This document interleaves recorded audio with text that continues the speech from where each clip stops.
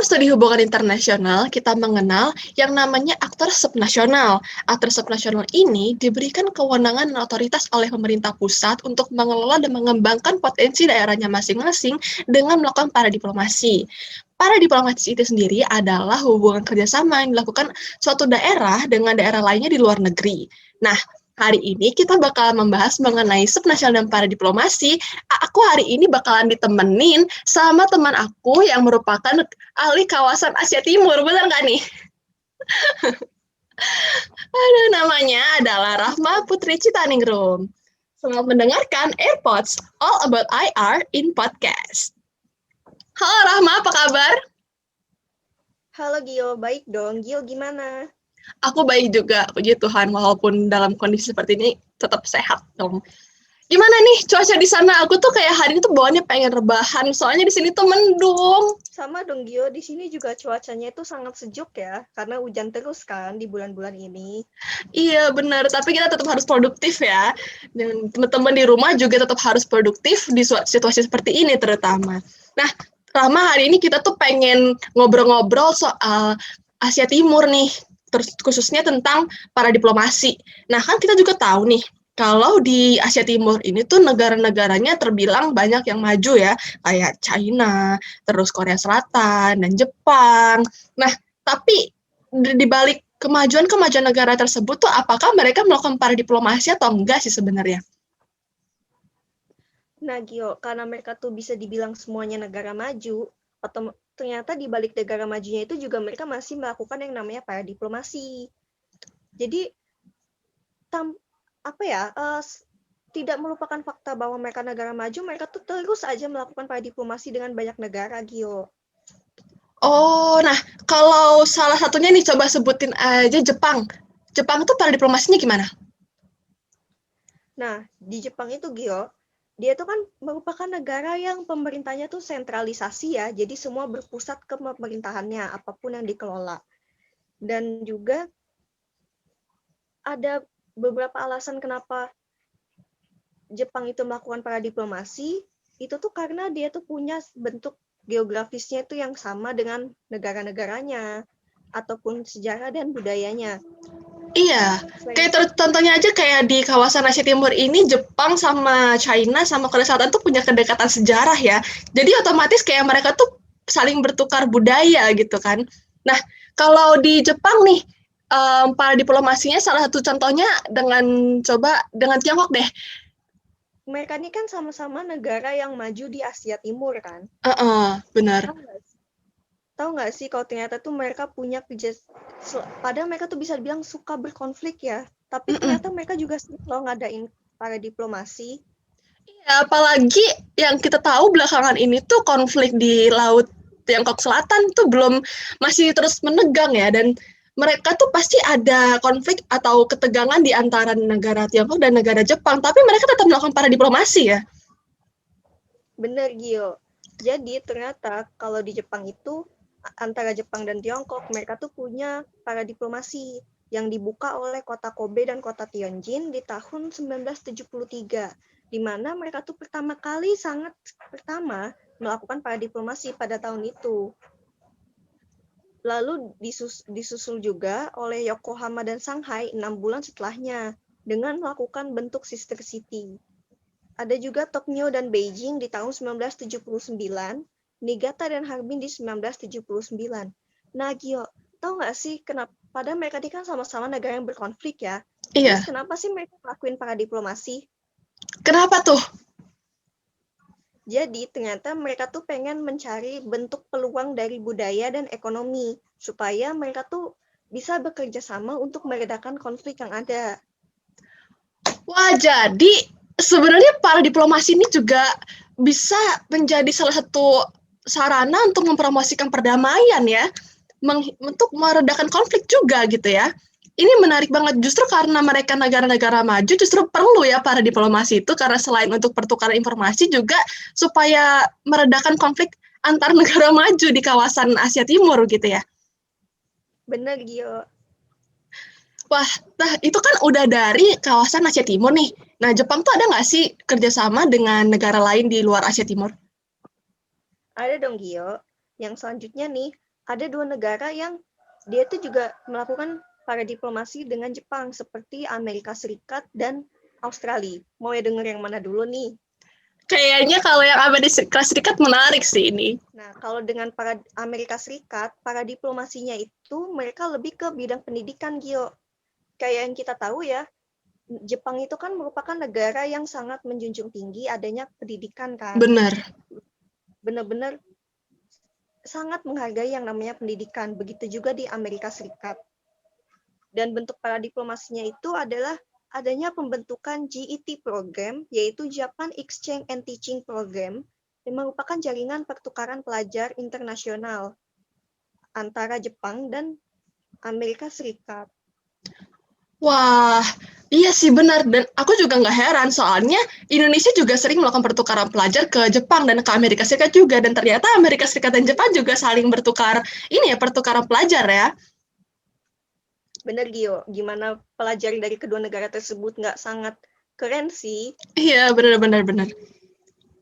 Selain dari Amerika Serikat tadi ada satu lagi di Australia ya? Bener, Gio. Di Australia, mereka tuh pertama kali melakukan para diplomasi pada tahun 1980-an untuk dalam bentuk para diplomasi sister city.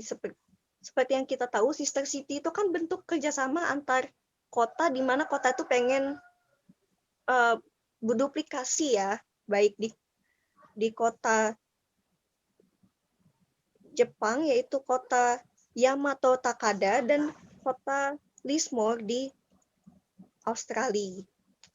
Mereka Iya, tuh jadi pengen melakukan Sister itu. City itu juga salah satu bentuk para diplomasi ya. Jadi karena satu kota di negara satu dengan kota di negara lain itu punya kemiripan, sehingga mereka tuh seperti ibarat sister gitu, seperti saudara yang mereka tuh jadinya bisa bekerja sama satu sama lain untuk saling bertukar informasi, bertukar teknologi juga seperti itu.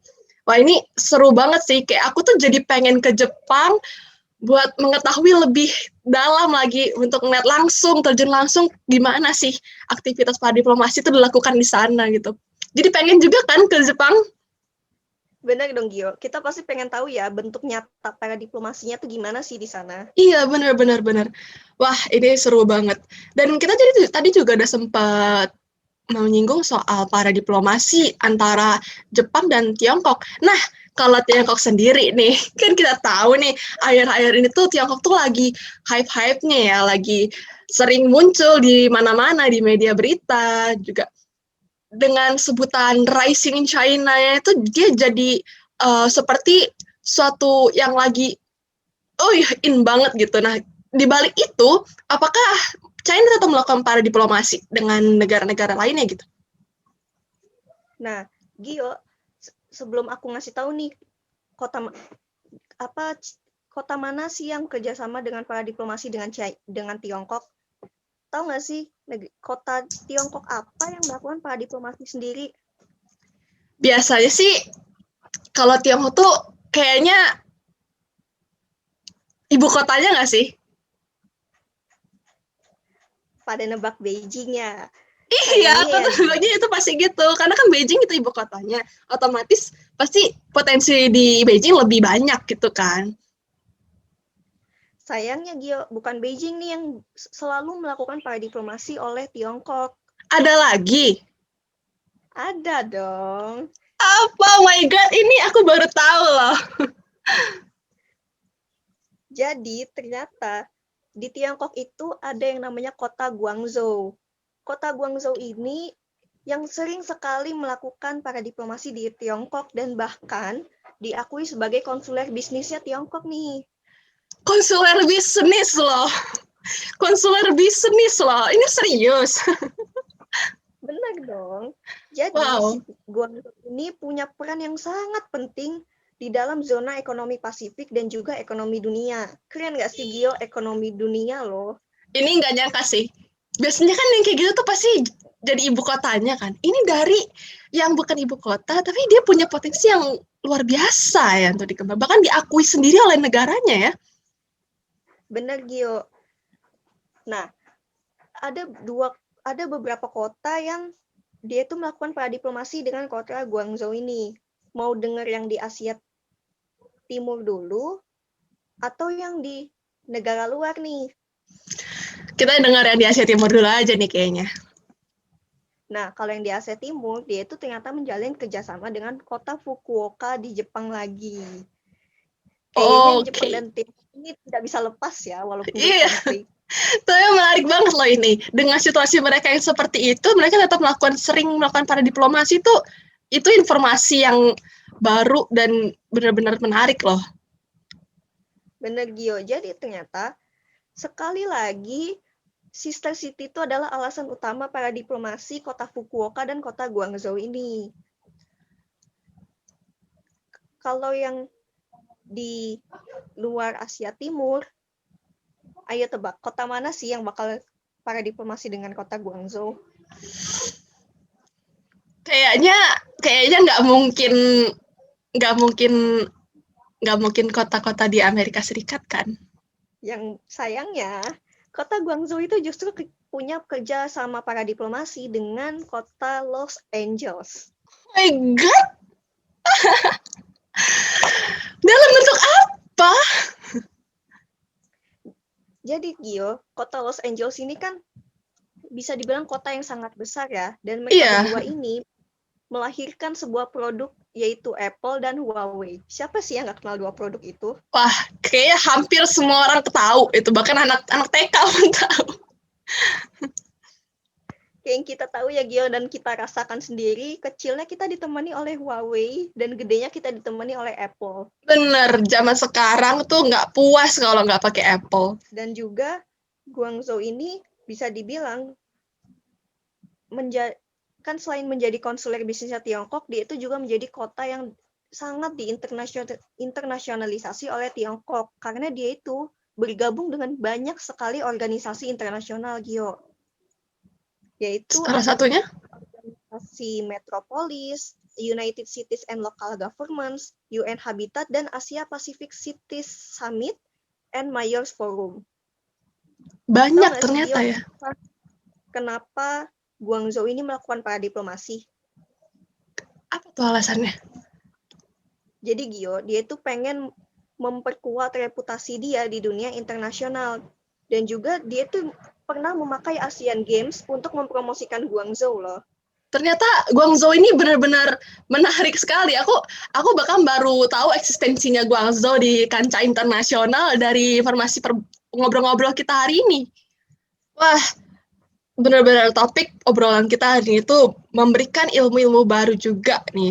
Dan mungkin ini juga mudah-mudahan bisa bermanfaat buat teman-teman sekalian nih. Aku bisa simpulkan berarti dari semua topik yang kita bahas hari ini tuh ada keuntungan atau kelebihan atau manfaat dari para diplomasi itu sendiri yang ternyata tidak hanya meningkatkan perekonomian lokal dari daerah itu sendiri, tapi juga nasional, negaranya, dan juga seperti yang tadi disinggung ya, Guangzhou itu juga termasuk salah satu yang berperan dalam peningkatan ekonomi Pasifik.